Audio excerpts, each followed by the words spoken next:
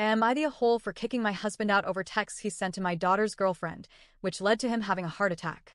I, 43F, have been married to my husband Chris, 45M, for 21 years. We met young, fell hard and fast, like you do when you're in your early 20s and think love can fix everything. For a long time, I believed it had. We built a life together. Nothing glamorous, but solid. Familiar. We had our daughter, Sarah, 19F, when I was 24. And even though parenthood was rough in the beginning, we grew together through it. Or at least, that's what I thought. Sarah is everything to me. She's the one thing in my life I know I got right. She's fiercely independent, empathetic, smart, and she came out to us as bisexual at 17. It was one of the most emotional conversations I've ever had with her, not because I was surprised or upset, but because I could see how scared she was. And I hated that. I hated that she ever thought she needed to fear how we'd respond. Chris hugged her and said he supported her, and I believed him. I really did. Fast forward to a few months ago, Sarah introduced us to her girlfriend, Lena, 20F, and honestly, I adored her.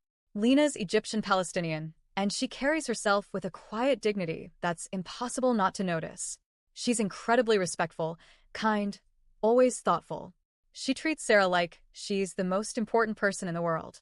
I watched her make our daughter smile in a way I hadn't seen in years, and I was just happy. Happy that Sarah had found someone who made her feel loved and seen. Chris seemed to like her, too. In fact, maybe a little too interested. He would ask her tons of questions about her background, culture, family, faith, even about how her parents felt about her dating women. I remember a few times when I thought, okay, tone it down a little. But I told myself he was just being curious. He's always liked learning about other cultures. He's been the kind of guy who asks taxi drivers about their accents and tells people to teach him phrases in other languages. I brushed it off. Until a few nights ago. Sarah came over unexpectedly, looking like she'd been crying for hours. She had Lena's phone in her hand. My heart sank the second I saw her face. She didn't even speak at first, just handed me the phone and said, "You need to see this." I scrolled through the messages. Dozens of them. And I swear, with each one, my heart cracked a little more. They were from Chris, my husband, my partner of over 2 decades, sent to Lena over a period of a month. It started innocently enough, small talk, late-night conversations. But then it got twisted. Gross. Objectifying. He told her she had a rare kind of beauty, that he'd never been with an Arab woman before, that she had bedroom eyes and an exotic look that stays in a man's head. He told her she made him wish he had dated out before settling down. He said she probably looked gorgeous in a hijab, even though Lena isn't Muslim. Then came the worst part. He suggested that the three of us, me included, should explore something private together. He tried to frame it as a joke. But it wasn't a joke. You could see it in the way he kept bringing it up, in different ways, like he was testing how far he could go. Lena never reciprocated. Not once. She told him to stop. She said she was with Sarah. She reminded him again and again that this wasn't appropriate. He kept apologizing, then circling back, then apologizing again. It was manipulative. Classic boundary pushing. Lena didn't want to say anything at first. She didn't want to break Sarah's heart or cause drama in our family. But eventually, she couldn't keep it from her anymore. She showed Sarah everything, and Sarah brought it straight to me.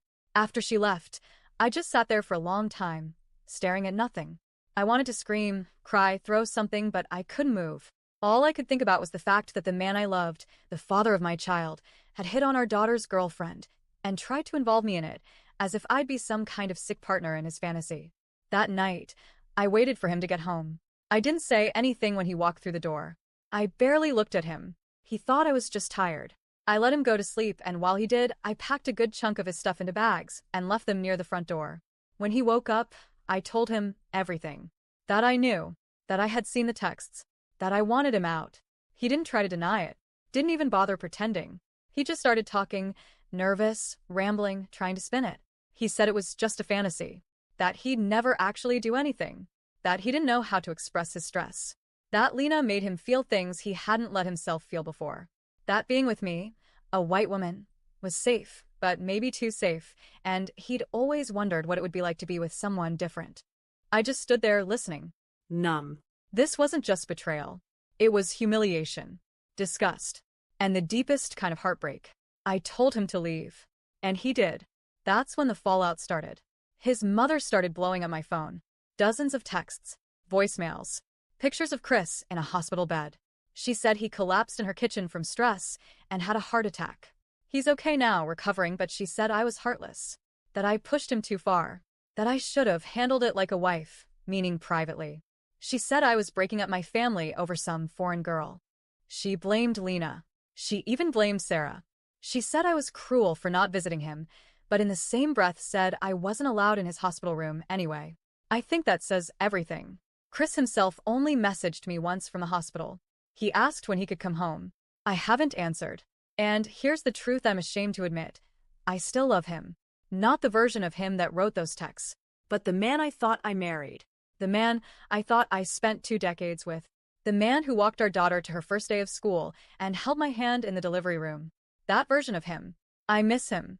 But I don't know if he ever really existed. Or if I just saw what I wanted to see. I kicked him out because I needed to protect my daughter. Because I needed to draw a line for what's not okay. But I don't feel strong or righteous. I feel like my life is unraveling. My marriage is over. My daughter is heartbroken. Lena's caught in the middle. And I'm just here, trying to stay afloat. So, am I the a-hole for kicking him out? Even if it led to him having a heart attack? Even if I still love the man I thought he was?